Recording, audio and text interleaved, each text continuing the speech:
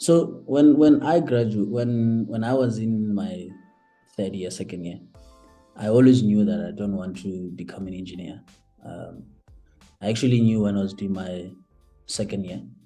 And then I had an opportunity to switch. So the nice thing about engineering, I had an opportunity to switch to industrial engineering, which is more versatile than metallurgy. So meaning the opportunities are more broader, for industrial engineer.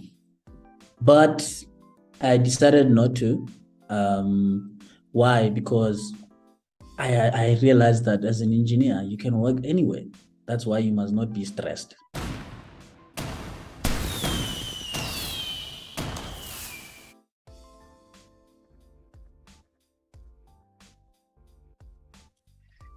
Okay, this is it, another episode. So in this platform, as you know, we talk about everything that relates to student development and career development. And today, we've got the main man, Yeah. So today I have Mahlatse Mariba. I thought Motsamai was your surname, man. Actually, yes, Mzama was my surname, but I changed it. So I changed back to my maternal surname. So I just kept the Mutsamai for now because a lot of people they still call me Mutsamai, but I'm gonna scrape it out completely at some point. So I won't be Mahlatse Mutsamai Mariba, I'll just be Mahlatse Mariba. So Mutsamai is temporary for now. Yeah, Mutsamai is temporary for now. So you guys can just keep seeing that Mariba there. Yeah. Yeah, once you get familiar with it, Mutsamai is removed. And every time I think about you, for some reason, I just think of Johnny Walker, man. I don't know, Oh. Yeah, some people call me Walker. Actually, a lot of people. Yeah. Call me Walker. Yeah. Okay. So Mutsamai is a data scientist, and very quite interesting. And when I was checking your profile, and it's a trend that I'm seeing these days, because you actually studied Bachelor of Science in Engineering in Metallurgy and Materials at Wits. And I'm expecting you to be in a traditional engineering job, but it's not the case. And I'm seeing this trend whereby I see people who have done engineering, they are now going to corporate, they are going to finance and everything like that. How does that come about? You see, with engineering, the good thing about engineering is engineers are very versatile people. The way we trained, you can work almost about anywhere because you get exposed to the extreme use cases, So when you're an engineer, the problems we solve, they're very hectic. That's why you see engineers, they're failing at universities and all that. Yeah. All repeating, because we get exposed to the extreme. So because you get exposed to so much, we can solve almost about any problem that we get exposed to, whether it be in corporate, agriculture, mining, any field you take us into, we can sort of handle that pressure. So because it's all about the thinking when it comes to engineers. It's not about I studied maths, I can solve a maths problem. No, it's more about what's the problem, how can I break it down, and how can I solve it as it is, whether I'm an engineer or what, because the problem at the end of the day, you can always break it down. Yeah. So yeah. That's quite interesting. I think I read somewhere, it was an article, I think in one of the business sites that I follow, and it was saying that engineers, there is a trend now that engineers actually make the best CEOs. I mean, they were giving examples of like Elon Musk, and stuff like that, which is quite interesting, especially in this time of big data, 4IR. Yes. Yeah. So let me just quickly get into the questions that my subscribers have asked me to ask you, because they're actually relating to that, you know. So one of my subscribers, Kabelo Sello, says, I must ask you, how were you able to switch to data science from engineering, and did you have the relevant skills? Okay. So when I graduated, I actually wanted to become a consultant. So I wanted to work in a management consulting field. But at the time, the opportunities when I was looking for a job, they were mostly open for people that were experienced. So I was struggling for entry-level jobs. Then I came across data science. So in data science, it wasn't something that I said, oh, I want to be a data scientist. No, I bumped into it, which was a good thing, you know. So how I managed to switch, I got an internship through African Bank. So the internship, part of it was that you have to go to an academy. So there's an academy called Explore Data Science Academy. It's based in Braamfontein. There's one they've got many branches in Durban, also Cape Town. Sure. So you can study data science. And at the time, they were taking almost about anyone. Whether you studied maths or you studied music, art, or you come from commerce, they were taking almost about anyone, as long as you were able to solve the problems, because you have to solve the problems. During the application process, there's some programming problems that you have to solve. Excuse me. And those problems are based on Python programming language. And some questions are also just pure mathematics problems. So once you solve those problems, and then you get told that you passed the questions, and then after that you go for an interview. So their interview will take about just a minute and 30 seconds. They've got a very short interview. Just to get to know you. It's basically just to get to know you, just to see how you think in that short period of time. It's more like a speed dating, but yeah, for interviews, for jobs. Yeah. So that's how I managed to switch. So I managed to switch by going to the academy. So I studied data science. The data science course takes about 7 months. And the last 3 months, I think it's for internship. You do an internship. So yeah. So did you have like some background in coding before you went there? Because I can imagine it's more on coding and stuff. I mean, Python is a programming language and stuff. Did you have a very good coding background? No, not at all. I was actually frustrated when I joined data science. I didn't have any coding background. I mean, engineers, we do MATLAB, but just introduction to MATLAB. And MATLAB, like it's not too different from Python, but I did only the intro to it, you know, just understanding the syntax, how to just add two variables, for example, and it gives you, let's say you add A and B, and it gives you C, which say A and B would be 5 plus 5, then it gives you 10.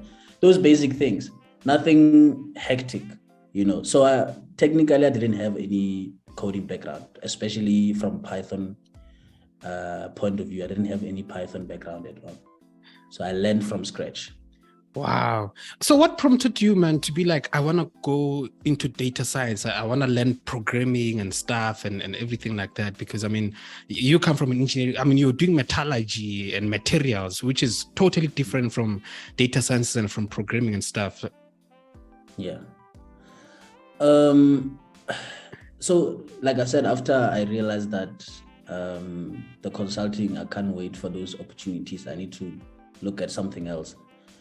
When I read about data science, I was like, this is one of the most actually sought out skills at the moment. Sure. In the entire world, not just in South Africa. Like in the entire world, there's so many people, so many companies are recruiting for data scientists.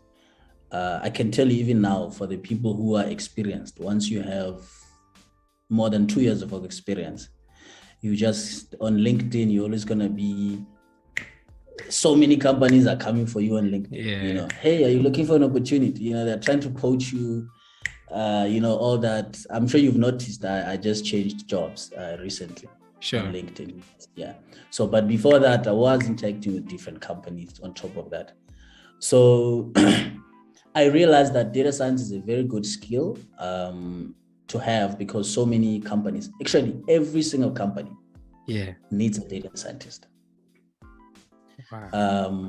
And by the way, I didn't even explain what is data science for those who don't understand it. Sure. So a data scientist is quite related to a data analyst, So for those people who know what data analyst is, you know that they analyze data. So they want to understand where are we standing as a company, Let's say a simple example would be you have a supermarket, and people are always buying there. You want to understand how many customers do I have on average? How many customers come during the week?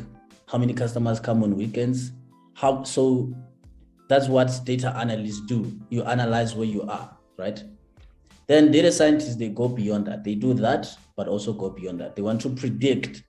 Now that I know on average I have 5 customers coming or 10 customers coming per day, I want to know next week, how many customers can I have? Or in the next month, how many customers, how much money can I make? That's what data scientists do as well. So they predict, they build machine learning models to predict the future. And the reason you do that, you want to manage risk, so you want to see, is my supermarket going to be closed? Will I be at a point where I'm just going to be sitting with a lot of inventory, people are not buying, and as a result, all of my products are just rotting, and then now I have to basically close the supermarket? Or will I be able to make more, more profit? So yeah, that's what data scientists do in a nutshell.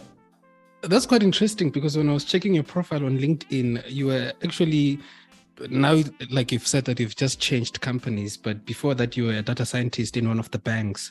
And one of the things that you say you were doing is you were analyzing monthly report on payment behavior of customers. And I was like, this is very interesting, Yeah. Yeah. So you check us there to be like, hey, this one, so you can predict, this one is not a good customer, this one. It's not going to pay. We're not going to give him the loan. No, we're not going to give him the loan. So you can tell that based on the way you pay, I can tell that, no, Ben is not going to pay his loan very well, or he's going to pay it well. But also you can, let's say for those who never had any loan, for example. Sure. So in the banking sector, they call them thin files. So we classify you into a certain group and say, okay, since you don't have any credit at all, you're actually quite a high risk. And I don't know if a lot of people know that, but if you don't have credit, you're a high risk as a person. So the moment you take a car finance or you take a home loan, your interest rate is going to be high because you've never had loans. So we don't know how you pay. We don't have any history on how you pay any of your accounts, and it's very important to generate a credit profile. That's why, so for example, white people, what they do is they would open a credit card for their child. As young as you are, like, well, when you're already in high school, sure, you have a credit card. Your credit card can be and they just put the max to 200 and it's fine. And they just say, use it. Even if it's 200 rands in there, you are creating a profile for yourself, a credit profile for yourself. You go buy grocery with it, and after buying grocery or you buy sweets, whatever, you replace that money, you pay it back. Just like that, you've already created a history of how you pay your accounts. Even if it's an Edgar's account, for example, or whatever it is, as long as you have credit, something that you feel you can manage, it's very important to have it. Yeah, and man, that's the sad part, because especially as Black people from certain backgrounds, hey, we don't know these things, man. And you start seeing these things when you start working now. You go there and one day you're like, I need something. They're like, Chief, Pella, yourself, hey, you are risky, Chief. You're like, how? How? And stuff like this. So these things of credit score and everything. So if there is someone who's like watching this and then you just hit a nerve and they're like, how do I actually up my credit score? besides the credit card and everything like that? What other things can they look into? Beside a credit card, I mean, they can get a store account. So they can get an Edgar's account or Macam's. I think cell phone, cell phone, they also do a credit check on you. So a cell phone contract also works. But things like Netflix, unfortunately, they don't work. Things like rent, because they're not registered on the credit bureau. So as a result, they don't work. So things like rent, some people with rent also doesn't work, but the rent one is tricky. It doesn't work, but let's say you stop paying your rent. The people that you're not paying, they can say, go to the credit bureau and say, this person is not paying my rent. Oh, goodness. Yeah, so that's the only time where it works. Unfortunately, it doesn't work. As long as you're paying, it doesn't work. It's not registered. Yeah, it's not registered on the system. But once you start not paying, then they can say this guy is a bad payer, because so they can take you to attorneys. Those attorneys, they can what they will do first though is that they will call you and say, Ben, can you please pay your account? And let's say, and then try and make an arrangement with you before they put you onto the bureau. If you are a difficult person and they can't make an arrangement with you, then they are definitely going to put you on the bureau, and the bureau is going to classify you as a bad payer. And when you go look for a loan, obviously, they're going to say this guy has been a bad payer before, he has defaulted. So meaning he has missed a payment before in the past. And as a result, we're going to penalize him. We can give him the loan, but at a very high rate, Sure. Yeah, no, it's very rough. But that was something that I think we need to look into and stuff like that. So this data that you analyze and work with and stuff, and you use Python, of course, or coding. Do you use coding? What methods do you guys use to have this data and analyze it and take out information from it? Is it mathematical models? Is it Sorry, you were cutting a bit there, but I think I heard you. So you were saying that, do I use mathematical coding, mathematical models? Yeah, to analyze this data. Like, how do you guys analyze the data? So here's the thing, right? Anybody can analyze data. That's why I said anybody can switch to data science. Anybody can analyze data. In fact, I can tell you, you have analyzed data before, especially if you've been a student. You use Excel, right? You plot graphs. That's analyzing data. You plot graph, and after you plot it, you want to communicate it, or you want to present it to the people and say, okay, fine, this is what my graph looks like. Or let's say you are looking at demographics. Maybe you want to look at, in your class, for example, you want to see how many males do we have against females. And you also want to look at the age distribution. You can use Excel to do that, right? But we use Python. So the reason you need to use a coding language is because, let's say you have huge amounts of rows or records. Let's say you have billions of records. Sure. It's very difficult to work with billions of records on Excel, especially if you're working on your local machine. So your laptop as it is, and let's say your laptop has about 4 gig of RAM. Your laptop can't be able to handle that much. At some point, your laptop just crashes. Yeah. Sure. And then the question is, then how can you solve that problem? How can you still analyze those billions of records without your laptop crashing, and also without manually doing it on Excel? Because Excel can be a bit of a manual job sometimes, especially if you're not good at automating and all that. So what you would need is to have something like a coding language, learn how to code. So in Python, you can automate, you can do that so much easy. You can analyze, you can still plot those graphs I'm talking about, where you're looking at age distribution of people in your class. you can still do that, but using a coding language, and it's much more easy and efficient because it's less manual work for you. Then, yeah. Okay, then how is data sciences different from statistical sciences? Because I guess in statistics, they also work with data and they analyze data like that and all of those type of things. Yes. Actually, statistics is part of data science. If you are a data scientist, you cannot be a data scientist without knowing statistics. Oh. Yeah, so part of the course, actually, part of the modules there by that academy, there's introduction to statistics and all that. Because there is no way that you can now talk about, let's say we talk about what is the mode, the most occurring number. Sure. What is the max of this, or the mean, or the median? We ask you all those things, or we ask you what is the distribution of like I said, the age distribution, for example. Sure. In your class, is it normally distributed?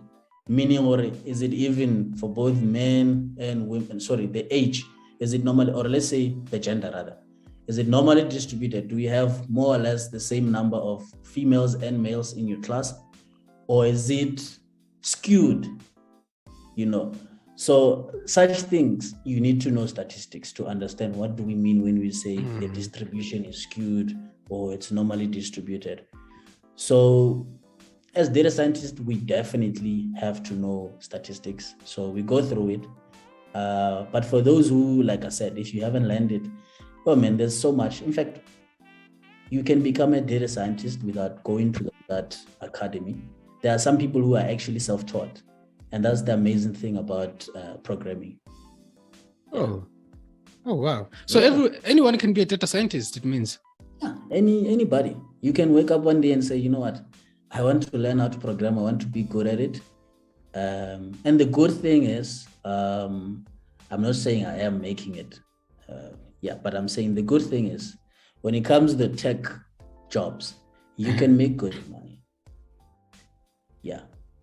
You can make good money. So data scientist, software engineer. Software engineering is much more difficult, obviously, but it's very highly rewarding. So yeah. So that was a polite way of you saying, I make good money. I just said to you, I'm not saying I do.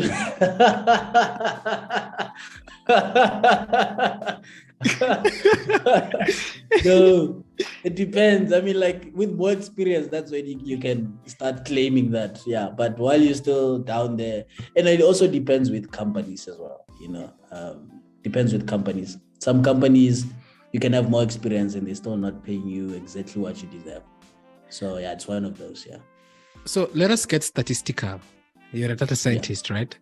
On average, when someone is starting out, what is the salary, average? Like maybe you can say between maybe 20 to 30, something like that. Not the exact, but on average, when someone is starting out as a data scientist, how much are they begging?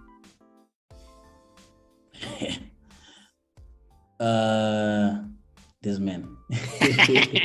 So it doesn't matter. I mean, you can still Google this. So it doesn't matter that I hide it from you, because you can still Google it and you still get the same number that I'm gonna tell you now. But Sure. According to Google, a data scientist, when they start, and in South Africa as well, I'm not talking about global, I'm talking about in South Africa, you're supposed to be starting from around 420K. Okay. Per annum. Like that's entry level, yes, per annum. So when you're just starting, that's where you're supposed to be starting. Yeah, but like I said, it depends with the company. Everything depends with the company. So some companies can say they start you on 500 or they start you on 450. Some companies will start you on 400 or 380. Some even do 350, which is unfortunate. Yeah. So it's sad, and you would be shocked that sometimes it's even one of the biggest companies where you thought they will pay you, they pay so well.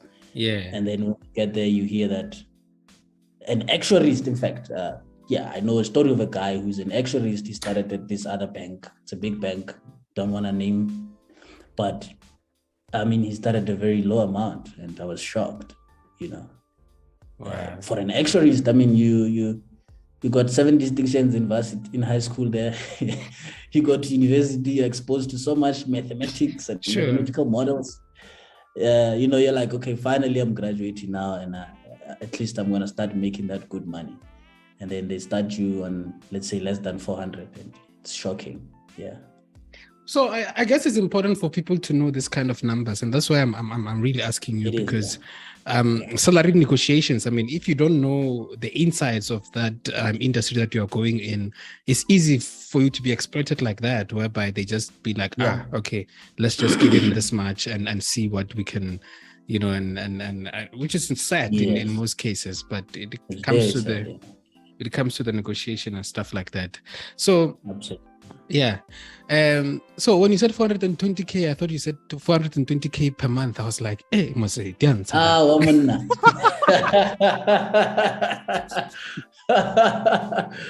Yo, imagine that those are figures for footballers, man.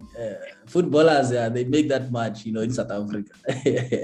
Yeah, no, I understand. So one of the other subscribers also asked,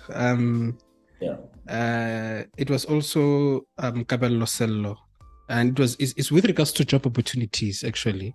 And he says, can you ask him if he believes that engineering is dying in South Africa, as I know someone who studied chemical engineering but now work as a quantitative analyst because of lack of job opportunities? Hey, interesting question. I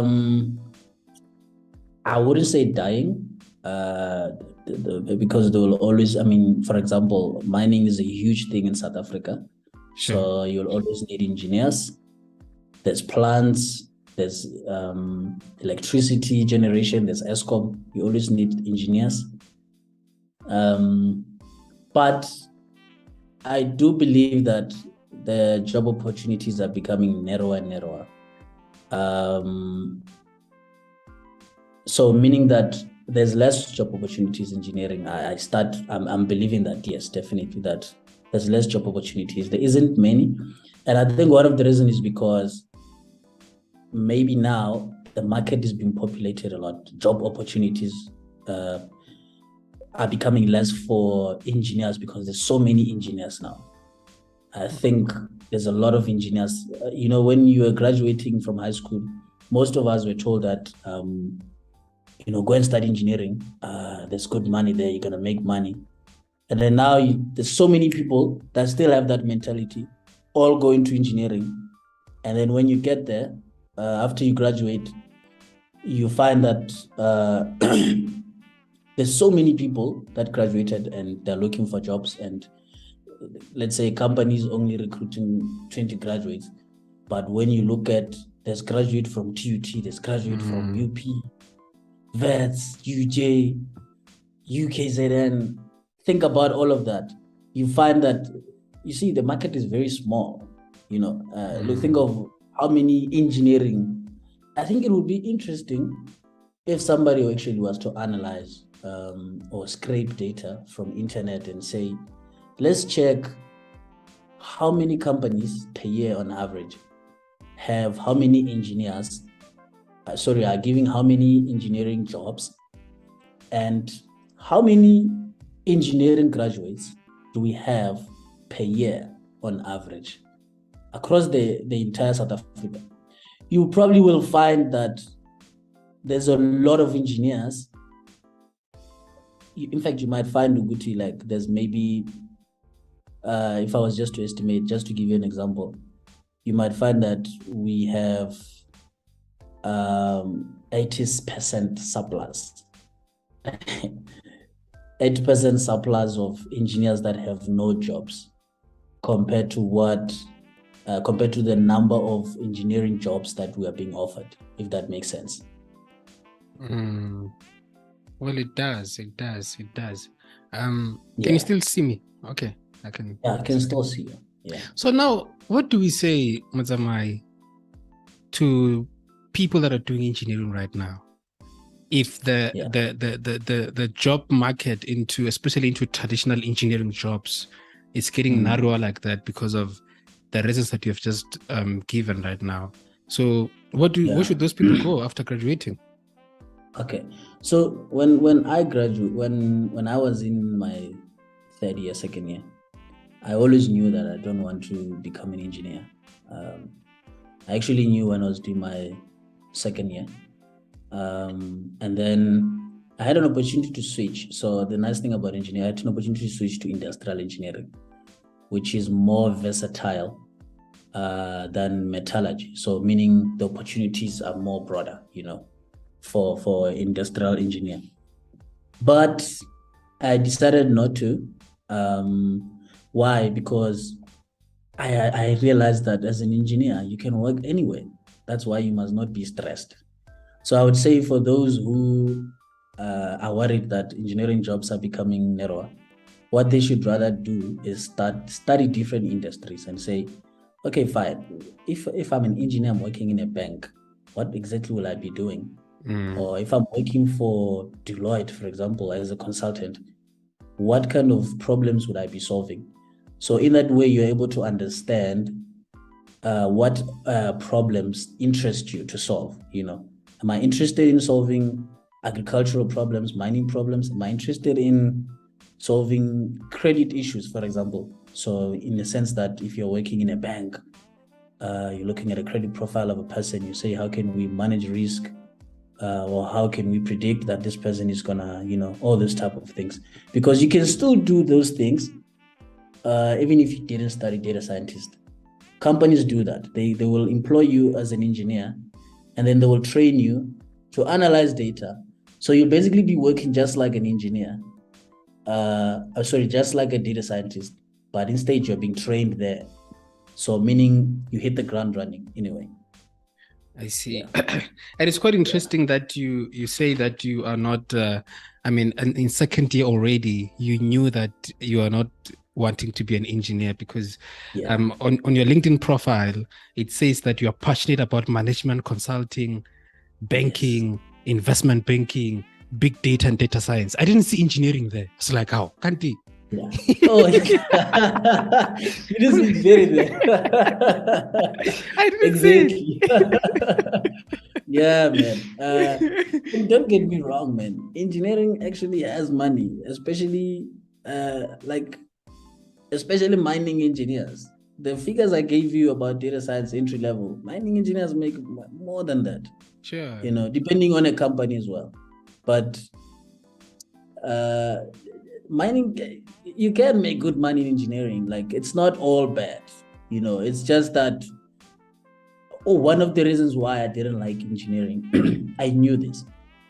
To grow in an engineering field, to move from a junior to a senior, takes quite long.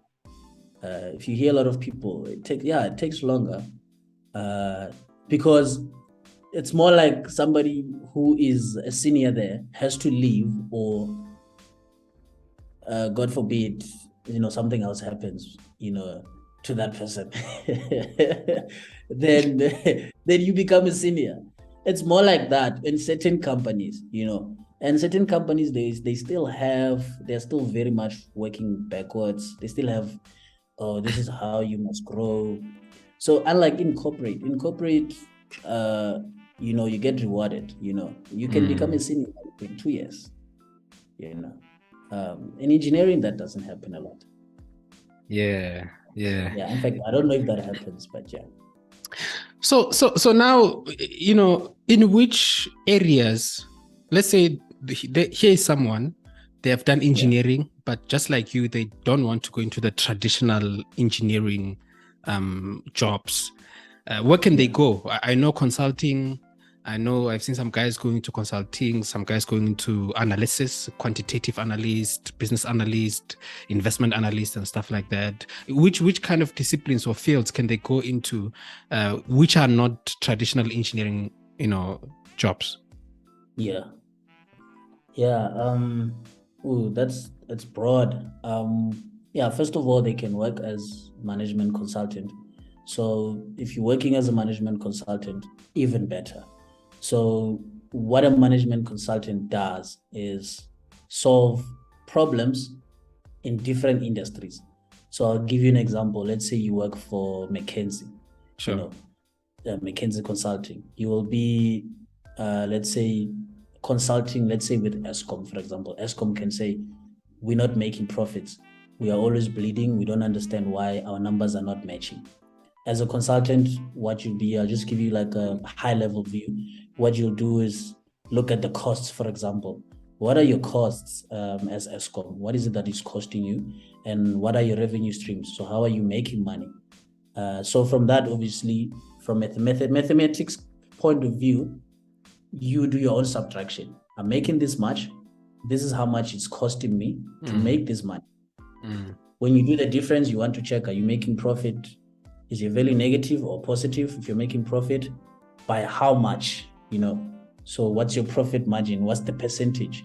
If you're making profit, you made profit of this much this year, and you make profit of that much next year. Are you growing as a company? Stuff like that, And in management consulting, the good thing about it is tomorrow you'll be consulting with MTN. The next day you're consulting with Transnet. The next day you're consulting with a university. Wow. You literally, the scope is huge. You can literally solve any type of problem. You understand? That's what management consulting is all about. You're given a problem, it doesn't matter what type of problem it is. You have certain specialists. If it needs too much mathematics, like for example, now we start talking about income statements, there will be accountants there that you'll be working with as a consultant, but at the same time, the problem statement will remain. If the problem statement is to, let's say, all of a sudden they're trying to, let's say Transnet, for example, they're starting to have a lot of accidents at work, and they can't figure out what it is. People are just, there's always, you just hear an accident happened, someone broke their leg, what. They can always hire a consultant to come and investigate. And one of the reasons why companies do that is because sometimes it can be a lot of work. They don't have time to do that, but they have the money to pay someone else to do it. So you come as a consultant, you investigate, and then maybe when you investigate, you find out, oh, maybe it's because most people are hungover, just giving you an example. So you realize, oh, most accidents happened on Monday, and actually most people were hungover.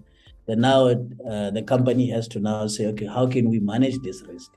Then now what happens is the company then will say, okay, we're starting to make people blow every time they come to work. Sure. Now you blow on Mondays, you blow, then that's how we can manage that risk and prevent those accidents. Just to give you an example. Yeah, but other things could be, like we said, you can work in banking. So in banking, you'll be working as an analyst. So as an analyst, a credit analyst, so back in the day, before data science became a thing, you would be working as a credit analyst.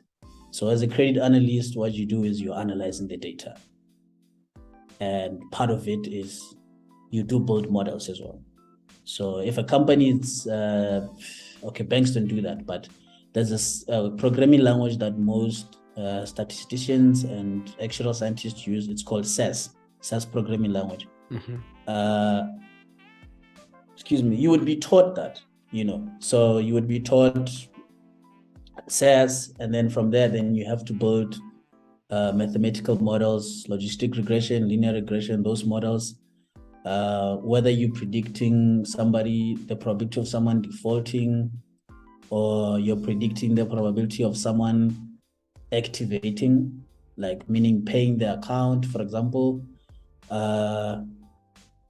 It could be many things, but like you're just building models, but you're also analyzing the data. So that's what would happen if you're working in banking. You'll analyze the data, you also build models, which is very exciting, by the way.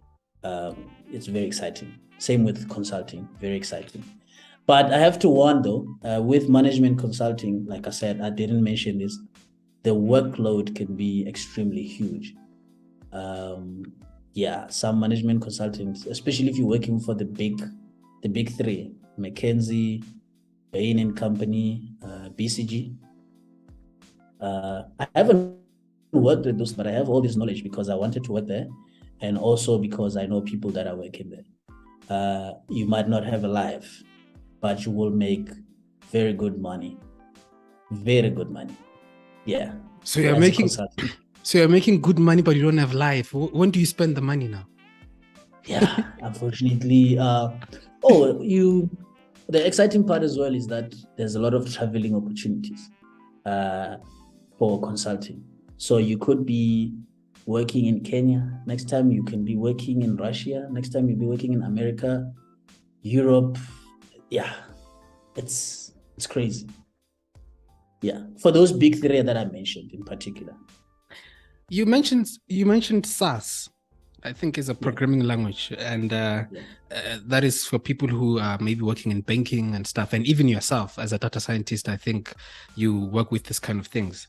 One of your skills, technical skills, is Python, SQL, SAS, Power BI, and Excel.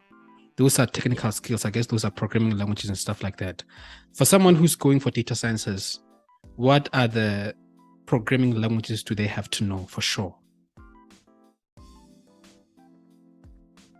Yeah, no, I think those are mentioned, all of them. Those are perfect. I don't think there's many companies that will say we're going to use MATLAB. MATLAB, nah. MATLAB is mostly used by engineers. So if you go to an engineering field, that's where you might find people using MATLAB. But I think Python, SQL, Excel is not like you're gonna be analyzing data on it, but you have to know it obviously there will be days where you have to use it, or you might be getting an Excel spreadsheet. So maybe. And it might be more difficult to manipulate the data on using a Python language or SAS language as compared to if you just manually manipulated it on Excel, So that's why you would have to know it. But yeah, SAS, Python, SQL, Excel, I think that those are good enough. But Power BI is also good. It's very important. It's not a programming language, but it's a visualization tool. So meaning instead of plotting your graphs on Excel, you plot them on Power BI. And one of the reasons why most companies use Power BI is because, let's say, like I said, you want to understand today, on average, how many people are coming to my supermarket, right? Mm-hmm. You're analyzing data for this month alone, August. Sure. But you want to again analyze your data for the month of September, the month of October, the month of November, just like that. You don't want to be manually every month, okay, I'm starting again, I'm analyzing. So that's where the coding comes in, that's where Python comes in. You create the script that is automated. It's going to basically pull the data for you. Okay, here's the data, you stored it somewhere, wherever you stored it. Python will pull that data, analyze it. But you want to visualize it again and you want to make it easy. You can use Power BI. Power BI, all you will have to do, you've already plotted the graph for this month. So let's say you've already plotted the graph for the month of August. Mm-hmm. That is the first data you got. Now, next month, September, at the month end of September, you have data now for both August and September, right? Now, you also want to see, so let's say you're also drawing a line graph. You don't want to see, if you're drawing a line graph, you need more months, right? Sure. Yeah, so let's say you're maybe in October, and then you have at least 3 months. You want to see how, whether the number of people are increasing that are coming to your supermarket or not. Then, if you've created a Python script, it will pull all that data. On Power BI, you're not going to be drawing that graph from scratch, that line graph. No, all you do is just click a refresh button, then it adds those next 2 months. Oh, I see. Yeah. So it's more like a build-up. Yeah, it's more like a build-up. So it's automated for you. So it's just gonna, okay, fine, because it knows wherever it's pulling the data, it knows that you have added 2 more months. You have added September and October. Then it just goes and pulls September and October. When you click refresh, then you have your line graph. Oh, I see. Then going forward, it's just like that. But obviously, you have to run a Python script first, where it pulls the data, does whatever the manipulation, store the results. Then you only pull the results on Power BI. Hey, you've just explained it so well, because all the people that I've had here on this platform, especially those that are in banking, they've always referenced Power BI, but I just never asked them what it is. I thought it was just something, I don't know. I thought it was like a corporate term, you know? No, no, it's just a visualization tool. You can still do your plotting on Excel, but like I said, you don't want to manually every month. Okay, let me go and plot this graph from scratch. Yeah. Okay, let me do that from scratch. No, you want it to just be automated. You just click one button, plots the thing for you, and less manual work for you. Yeah. So coding is key, or is king? Coding is very key, man. Like I said, I just give you a simple example of a supermarket. Why? Because it's easy to understand. Sure. And you want to understand where you are as a company. That's why I said every company needs a data scientist, because you want to understand where you are, and you also want to understand where you're going. And the only way you can do that is through data, because data never lies. Data says this is what's happening. Yeah. You're getting 5 people per day, my guy. That's what you're getting. Your company is struggling. That's what data is telling you, And for you, you have to say, now that, by the way, even in consulting, there is data scientists, management consulting. Those companies I told you about, they love data scientists as well. They need them. So data science, you need data science. Every company needs a data science. You need to know where I am. You need to know where I'm going as a company. And where I'm going could be through predicting, building machine learning models to predict where I'm going. To understand where I am now, I need to analyze the data that talks about the now. Yeah. So data is the new gold, eh? Look, companies build strategies, right? Campaigns. For example, if a bank says, we want to launch a new bank card or whatever, and we're going to target this type of people, right? And they run a campaign. You start seeing adverts on social media, To run those campaigns, it comes with strategy. They sit down and say, this is what we're going to do. But if you want to drive your strategy better, you need to use data as well to drive your strategy. So you firstly have to say, what is the data telling us though? We can't just be saying we're going to target people just at the back of our thought and think, okay, we're going to target people that have this much of experience. But what if the data is telling you that if you targeted young professionals, people who just started working, most of them might just join your cards better than the ones who are actually experienced. Sure. So now what does that mean? You change your strategy now. You say, okay, now that I know that based on what the data is telling me, the strategy is different. We're going to target the young professionals.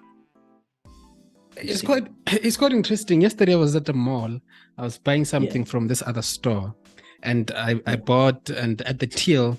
So the lady that was helping me at the till, he's asking me my cell number.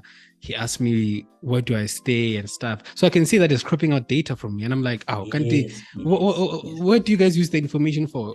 But she couldn't articulate. But in my mind, I was like, oh, okay, they need the data and stuff. Like, she was just like, no, they say we must do it and stuff like that. I was like, oh, okay. But I think from what you're saying now, it makes sense. Yeah. Actually, a lot of companies are storing data, and a lot is happening, man. You see how even on websites, when you say accept cookies, yeah, you're giving out data. So that's why sometimes you get surprised. Let's say you were reading about football on a website and you say accept cookies, and now next time tomorrow you're on a website about a cinema, but something about football. Pops up somewhere, and you wonder why. It's because you gave out your data. You showed them that you like football, and Instagram is doing the same thing as well. If you Google a couch, I was looking for a couch just 2 months back. Yeah. All of a sudden, I started seeing adverts about couches on Instagram. Yeah, it's like many couches now. Yeah, a lot of couches. Everything's just couches. I'm like, what's happening? I Yeah, was telling someone that there is a guy from Israel. I forgot his name, but he's a yeah, computer scientist. Actually, I once watched one of his TEDx talk, and the guy just said it blatantly that we're all hacked. yeah. If you have a cell phone, you are hacked because that information, people already know. What do you watch? When do you watch it? And for how long do you watch it? And from there, they can start predicting.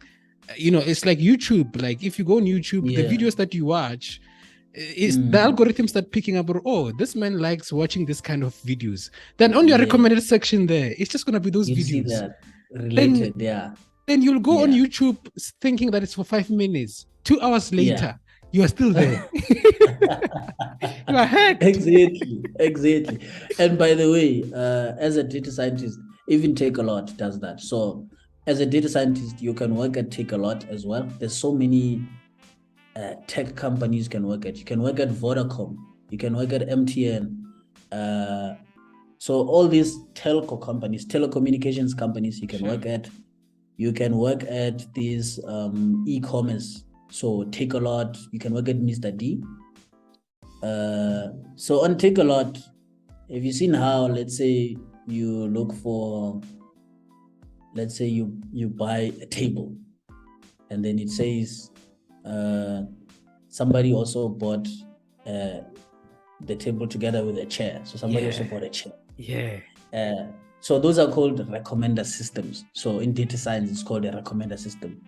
You build a recommender system where you recommend someone to buy something else related to what they already bought. Sure.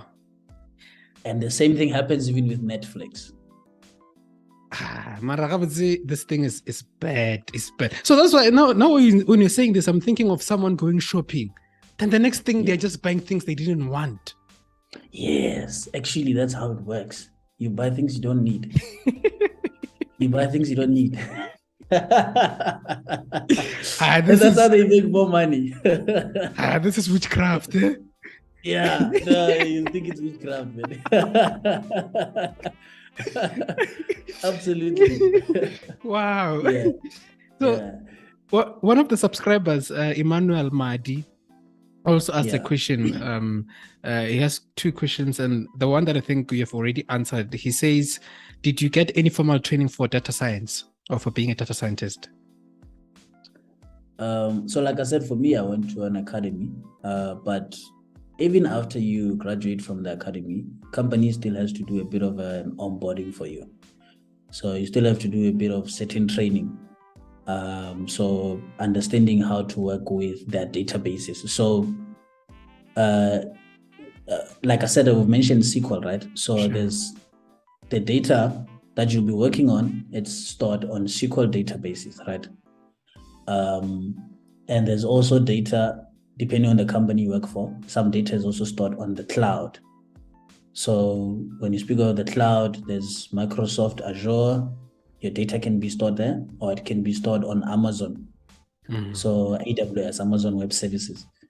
So there will be training for that. So you understand, they will train you and make you understand where which data is stored and whatnot. They will also train you, obviously, how they prefer you to present. For us, this is how we prefer data scientists to present. How do you present to, let's say, an audience that is not technical, for example? So there will be some form of training, yes. But mostly it won't be from a technical point of view, okay, how to code and whatnot. Not necessarily. Maybe from a coding point of view, they might just mention this is the good coding practices, So when you code, we prefer you to, if you name variables, do it like this, something like that, just good coding practices, nothing too technical. Yeah. Oh, I see. And the other question that Emmanuel asked was, do you believe in unconventional methods of getting into data science, like boot camps or other ways used by international companies to get people with the skills and or interest in the field, like Google Yes. certificates and so on. Yes, like I said, that's why I said everyone can work as a data scientist. I do believe in that, because there are people, in fact, who are also software engineers and they're self-taught. I have a friend, he's working for an American company, but he's in South Africa. So the company he's doing it's a remote job. He's self-taught software programmer. By the way, he left metallurgy when I was doing my second year. He left and he bought a Java book and he taught himself software engineering.